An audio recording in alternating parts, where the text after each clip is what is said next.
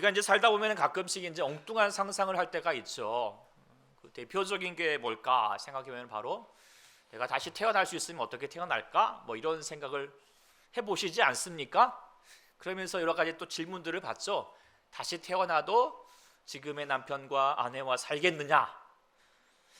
다들 지금 대답이 없으신 거 보니까 주저하시면 약간 좀 곤란해지는데 대부분 이런 질문에 보면은 남편분들은 그래도 뭐 아내가 살겠다는데 보통 이제 우리 네 우리 여집사님들은 보통 이런 말 갖게 되는데 저는 뭐 같이 살고 있습니다. 왜냐하면 어차피 그런 일은 네 하여튼 그런 마음이고요. 또 우리가 이제 태어날 때 어떤 집에서 태어나고 싶을까 뭐 생각도 들면서도 뭐 저도 좀 그래도 좀 이렇게 부와 명예가 있는 너무 유명하면 좀 곤란하고 부담스럽고 그러니까 요즘은 보니까 건물주가 최고로더라고요. 그러니까 건물주가 있는 부모님 밑에서 태어나기도 하고 저는 형제 중에 이제 우리 여자 형제가 없어서 누나나 여동생이 있으면 좋겠다 뭐 이런 생각도 가지고요. 그렇지만 제일 중요한 것은 그래도 예수 잘 믿는 가정에서 태어나야겠다는 생각은 정말 갖게 됩니다. 그런데 이런 생각을 이제 갖지만 다 부질없죠. 네, 우리는 다시 태어나지 않아요. 우리 저번에 말씀드렸던 것처럼 시간은 흘러갈 뿐이고요. 다시 돌아가지 않습니다.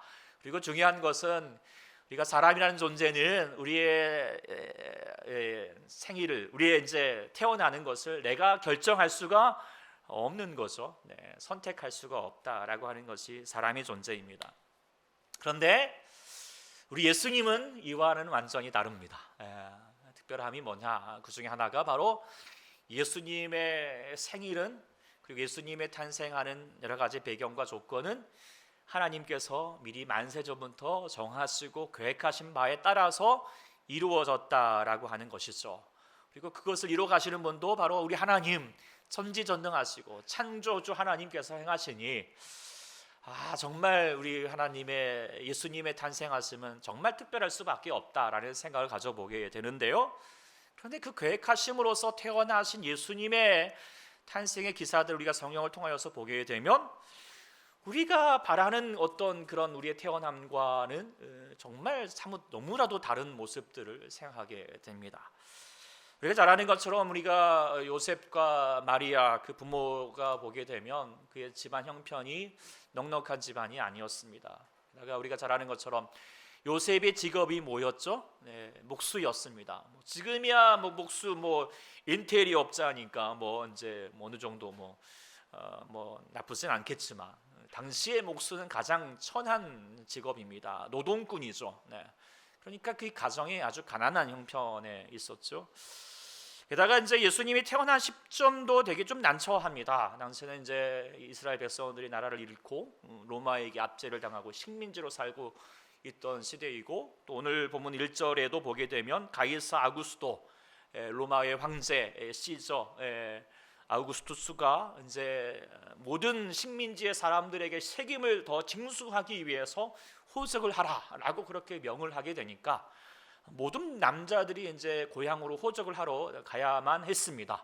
요셉도 그렇게 가게 되는데 요셉만 가지 않고 지금 오늘 본문에 보게 되면은 마리아도 같이 데리고 가죠. 굳이 여자가 그때는 갈 필요가 없는데 그 만삭이 되었던 이 마리아를 같이 대동하였던 이유는 아마도 고향에다가 지금 처녀가 예를 뵙고 있으니까 그가 받게 될 여러 가지 비난과 이제 여러 가지 위협들을 이 홀로 감당하는 것이 좋지 않겠다라고 여겨서 아마도 이 마리아를 같이 대동하고 이제 여행을 하게 된 거죠.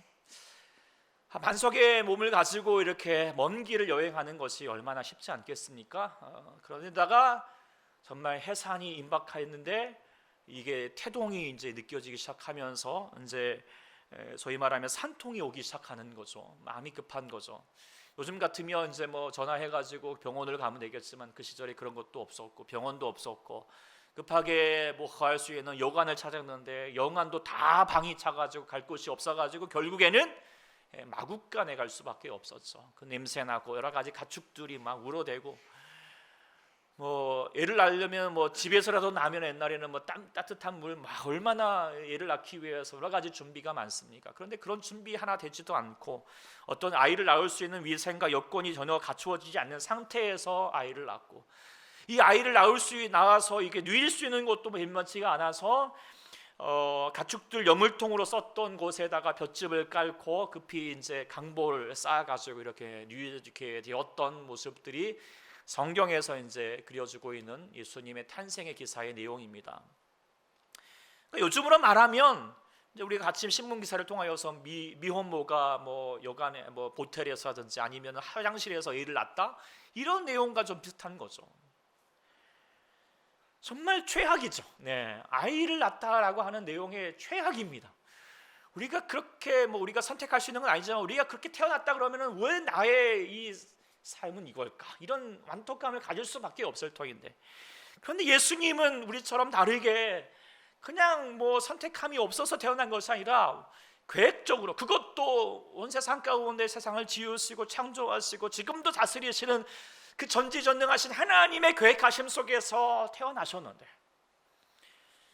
그렇다면 정말 화려한 궁예에서 모든 사람의 칭송을 받으면서 태어나셔야 되는 것이 마땅할 것 같은데, 그런데 보통 사람들도 못하게 저렇게 누추하게 저렇게 초라하게 태어나셔야 했는가, 우리는 이해할 수 없는 거죠. 어쩌다가 우리 주님이 그렇게 오셔야만 했는가 라고 그렇게 생각하겠지만, 그런데 우리가 기억할 것은 그것은 어쩌다가가 아니라는 것입니다. 어쩔 수 없이 그냥 할 수 없어서 그냥 마구간에서 그렇게 태어나신 것이 아니라는 것이죠. 서두에 말씀드렸던 것처럼 예수님의 탄생은 만세전부터 주님의 계획하심 속에서 이루어진 것입니다. 우연이 아닙니다. 그리고 예수님의 탄생에서부터 우리 하나님께서 예수님을 통하여서 이루실 귀한 하나님의 뜻과 그 메시지를 담고 있다라고 하는 것을 우리가 분명히 기억해야 할 것입니다. 그것을 기억하는 것이 오늘 성탄절을 우리가 준비하는 우리의 마음이 되겠다라고 생각하게 되는데, 오늘 본문이 그것을 분명하게 알려주고 있습니다. 오늘 본문 다시 누가복음 2장 11절과 12절 말씀을 다시 한번 제가 일부러 먼저 띄우지 않고자 합니다. 이제부터 성경책을 가져오셨는데 또 성경책을 쳐보고 읽어보시는 게 중요할 것 같아서요. 11절 12절 같이 읽어보겠습니다. 시작. 오늘 다윗의 동네에 너희를 위하여 구주가 나셨으니 곧 그리스도 주시니라. 싸요 그 위에 누워 있는 아기를 보리니 이것이 너희에게 표적이니라. 너희에게 표적이다라고 그렇게 말을 했어요. 표적이 무슨 뜻이죠? 영어로 하면 사인이거든요. 사인은 뭐죠? 뭔가 메시지를 준다는 거예요. 여기에 담겨져 있는 뜻이 있다라고 하는 것이죠. 그 표적이 무엇인가? 바로 강보에 쌓여 구유에 누워 있는 아기가 하나님이 우리 하나님의 사람들에게 주어지는 표적, 메시지가 된다라고 하는 것인데, 이게 도대체 어떤 메시지일까? 먼저 그것을 좀 볼 필요가 있는데, 강보라고 하는 뜻이 뭐냐면 찢다라고 하는 뜻을 가지고 있습니다. 그것은 이제 여기서도 그랬을 거예요. 요셉과 마리아가 애를 낳는데 여기를 이제 이렇게 누일 곳이 없고 준비했던 상황이 아니니까 자기 겉옷을 찢어가지고 이불 삼아서 베네 쪼고리 삼아서 이렇게 누워지게 한 것이죠. 그래서 강보는 찢다라고 하는 뜻을 가지고 있고요. 그리고 어디에 누웠습니까? 구유에 누웠죠. 구유는 뭐 하는 것이죠? 밥그릇이죠. 먹이는 거죠. 그러니까 찢어서 먹였다라고 하는 의미를 가지고 있는 건데요. 자, 이 단어 속에서 우리가 가질 수 있는 귀한 메시지를 우리가 엿볼 수 있는 게 있죠. 생각나 오버랩되는 게 있죠. 그게 뭐죠? 예수님께서 6월절 최후의 만찬을 하시면서 제자들과 함께 식사를 하시고, 그러면서 그때 먼저 빵을 들어서 축사하시고 떼어서, 근데 오늘 원어에 보면 이게 찢었다는 말이거든요. 찢어서 저들에게 주오면서 말씀하셨죠. 이것은 너희를 위하여 주는 내 몸이다. 그리고 받으라 먹으라 라고 그렇게 말씀하셨던 내용을 가지게 됩니다. 그리고 정말 그처럼 예수님께서 십자가에서 자신의 몸을 찢으셔서 우리를 살리셨던 생명의 양식이 되었다라고 하는 사실을 우리가 깨닫게 되는 것이죠.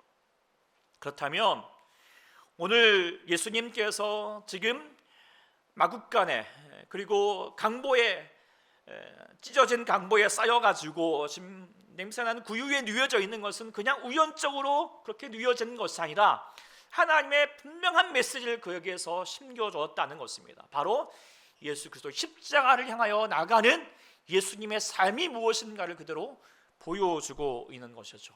그리고 그것을 우리가 깨닫는 것이 또한 우리가 예수님 이 성탄에 우리가 다시 한번 붙들어야 될 우리의 모습이어야 할 것입니다. 그리고 이것을 잘 담겨져 있는 이야기, 우리가 이제 잘 아는 이야기가 있죠. 바로 앤젤라 에벨 헌트의 새 나무 이야기인데요. 어느 산에 세 그루의 나무가 있었습니다. 그리고 각각의 자기들의 미래를 꿈을 꿉니다. 한 나무는 아름다운 보석 상자가 되어 가지고 세상에 정말 값진 보석들을 담고 있으면 보석함이 되었으면 좋겠다라고 하는 꿈을 꿨습니다. 두 번째 나무는 많은 사람을 태울 수 있는 큰 배가 되어가지고 저 멋진 바다를 항해하는 배가 되었으면 좋겠다라고 그렇게 꿈을 꿨습니다.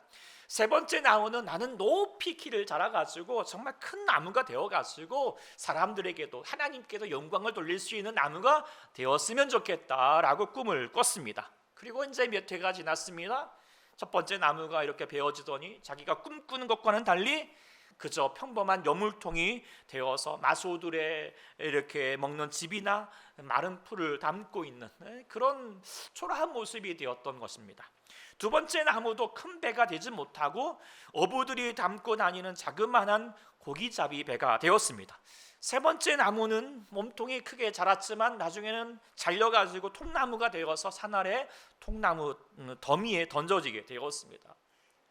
자신들이 꿈꾸던 미래와는 완전히 그냥 달라져 버리는, 초라해져 버리는 그런 모습에 마음이 낙담하가 있었는데, 그러다가 오랜 시간이 지나가지고 어느 날 한 젊은 목수와 임신한 그의 아내가 그 여물통에다가 자신이 있는 여물통에 귀한 아기를 이렇게 이제 있게 하는 것입니다. 누이게 한 것이죠. 바로 예수님, 마리아와 예수님, 모셉과 마리아가 예수님을 그곳에 이렇게 품게 하였던. 그래서 세상에서 가장 귀한 선물, 가장 귀한 보물 대신 메시아 대신 예수님을 그곳에 품게 되었다라고 하는 이야기가 되었고요.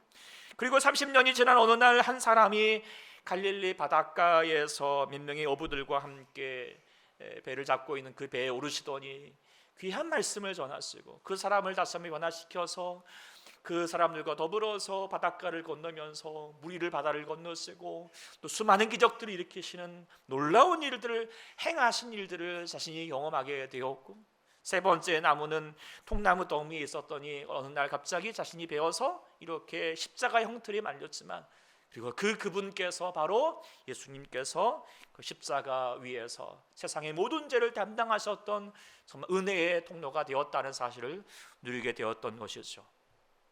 이 이야기를 통하여서 비록 자신들은 자신의 삶에 초라해진 것 같지만 예수님 그이 나를 통하여서 이루시는 것을 이뤄가니 가장 어떤 자기가 계획했던 것 이상으로 귀한 삶이라는 말을 쓸 수 있을까요? 어쨌든 인생이 아니고 목생이라고 해야 되나요? 어쨌든 모습이 되었다라고 하는 이야기인데요. 이것이 바로 우리의 인생이라 생각하게 됩니다. 우리들도 그러지 않습니까? 우리들도 다 여러분들이 꿈이 있으시지 않았습니까? 네, 다 나름의 꿈을 가지고 다 정말 뭔가 좀 화려한 꿈, 정말 멋진 꿈, 뭔가 이루고 싶은 바를 가지고 있었을 거라고 생각합니다. 정말 좋은 집에서 또 좋은 가정에서 정말 행복하게 살아갔으면 좋겠다라고 하는 꿈도 꾸고, 우리 아이들 같은 경우에는 내가 이제 다 우리 초등학교 때는 다 서울대 가는 거를 꿈을 꾸죠. 네, 그러다가 점점 내려오고 이제 대학만 가면 좋겠다 이런까지도 되기도 하는데, 우리가 그런 마음들을 가지면서 지금 현실의 모습 속에서 나는 왜 이 꿈을 이루지 못하여서 초라해지는 것 같고 되게 누추해진 것 같다라고 생각하게 되고 자존심도 팍팍 상해가고 있겠지만, 그러나 우리 주님께서는 우리 이처럼 나의 누추한 곳에도 오신다는 사실입니다. 구요와 같이 외면받고 더럽고 초라한 인생이지만 우리 주님은 우리 안에 오신 줄 믿습니다. 우리의 찢겨진 몸과 주님의 찢겨진 몸과 십자가의 사랑으로 우리와 함께 하시는 임마누엘이 되어 주셨습니다. 그리고 그 주님이 우리와 함께 하신다면 우리는 어떤 인생보다도 질그릇 같은 인생이겠지만 주님이 우리 가운데 담겨진다면 가장 귀한 보석함이 되는 줄 믿습니다. 세상의 풍랑을 뚫고 이제 우리는 하나님의 나라를 위해서 주의 뜻을 향하여서 향해 가는 귀한 인생의 배가 되는 것이고요. 무엇보다도 나를 사랑하사 나를 위해서 자기 자신을 버리신 주님의 십자가의 그 끊을 수 없는 사랑으로 우리의 다시 모든 것을 할 수 있다, 할렐루야라고 외치는 귀한 인생이 되는 줄 믿습니다. 오늘도 그 주님이 우리를 다시 한번 우리 가운데 거하심을 통하여서 우리같이 부족한 인생 가운데 구요 같은 인생의 고깃배기 같은 인생에 주님 찾아와 주신 줄 믿습니다. 그래서 이제는 내가 세상으로 욕심내면서 그 꿈을, 세상의 욕심을 위해서 살아가는 인생이 아니라 하나님 나라의 꿈을 꾸고 살아가는 귀한 인생이 되는 것, 이것이 바로 예수님께서 강보에 쌓여서 구유의 누이심을 통하여서 이루신 하나님의 역사의 시작이었음을 우리가 다시 한번 기억하는 저희가 되어야 하겠습니다. 그래서 오늘 주님께서 그렇게 구유에 누이셨던 그 모습을 속에서 다시 한번 전할 수 있는, 우리가 누릴 수 있는 귀한 메시지가 있는데, 그것은 바로 또 하나는 제가 이 말씀 속에서 우리 고린도후서 8장 9절 말씀을 다시 한번 좀 우리가 묵상했으면 좋겠다 생각합니다. 우리 고린도전서 8장 9절 또 안 띄우겠습니다. 먼저 자, 펴봐야죠. 네, 고린도후서 8장 9절 말씀 한번 우리 같이 한번 묵상해 보겠습니다. 자, 8장 9절 같이 읽어보겠습니다. 시작. 우리 주 예수 그리스도의 은혜를 너희가 알거니와 부요하신 자로서 너희를 위하여 가난하게 됐음은 그의 가난함을 인하여 너희로 부요하게 하려 하심이니라. 네, 우리 주님께서 우리를 통하여서 부요하신 자지만, 아니 세상 누구보다도 예수님만큼 부요하신 분이 어디 있겠습니까? 세상 모든 것이 주님 것인데, 네. 그런데 그 주님께서 저렇게 누구보다도 가난해지셨습니다. 가장 초라해지셨습니다. 가장 낮아지셨습니다. 왜요? 그 가난함을 통하여서 우리를 부요케 하기 위해서. 네. 이것이 바로 하나님께서 우리를 구원하시고 계신 하나님의 뜻이고 하나님의 방식이고 또 우리를 통하여서 이루고자 하신 하나님의 뜻인 줄 믿습니다.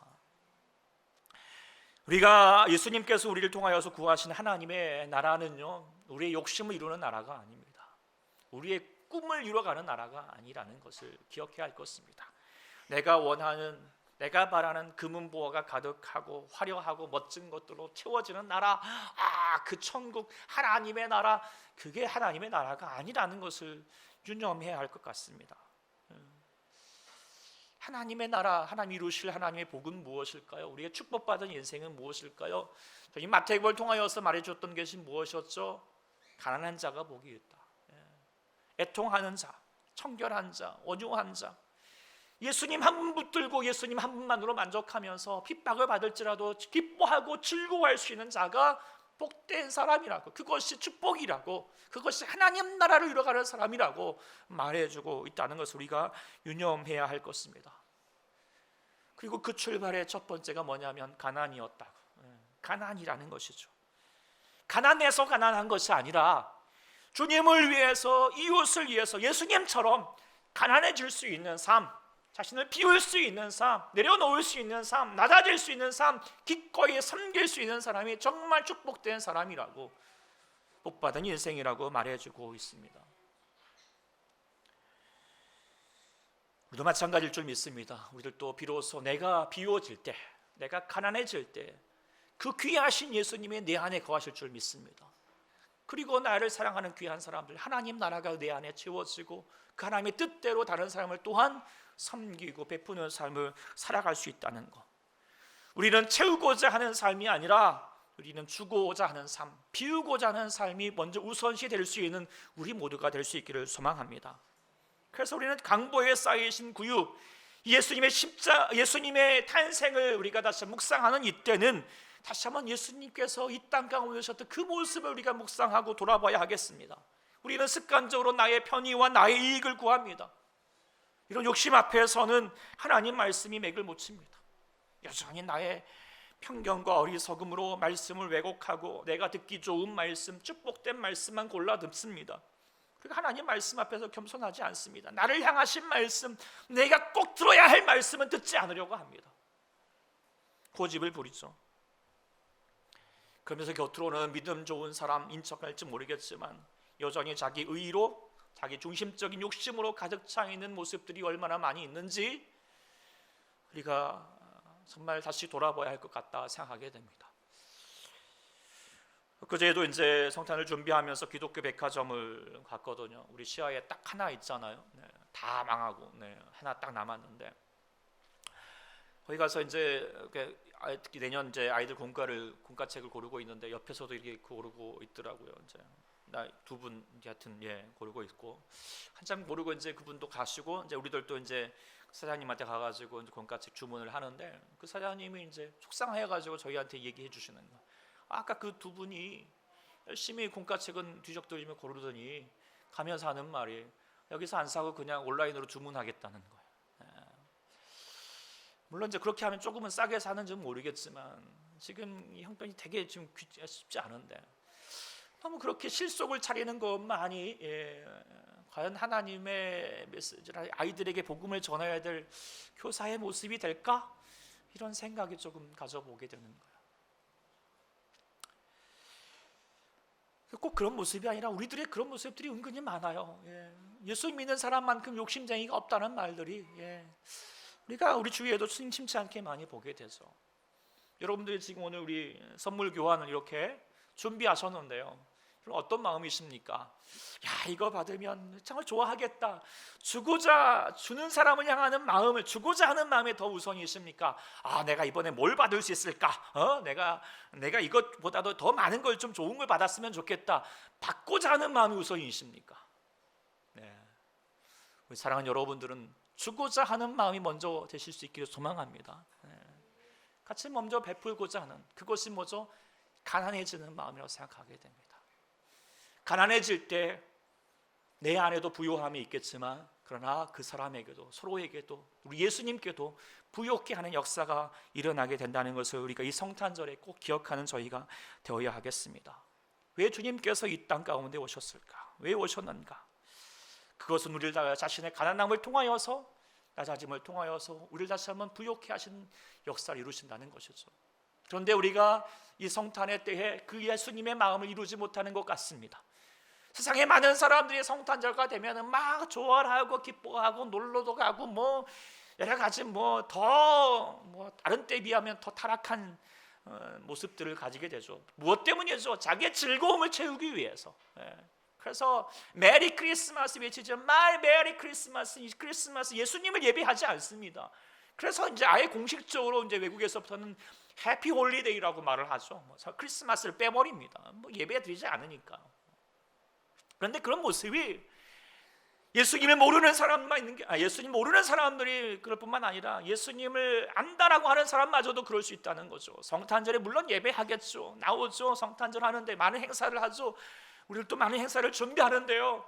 그런데 우리가 잘못하면 우리들의 행사로 멈출 수 있다는 것을 기억해야 할 것입니다. 성탄절은 우리의 즐거움을 구하는 자리가 아닐 것입니다. 우리들의 시간이 아니에요. 우리가 기뻐하는 시간이 아니에요. 우리가 채워가는 시간이 아니라는 것입니다.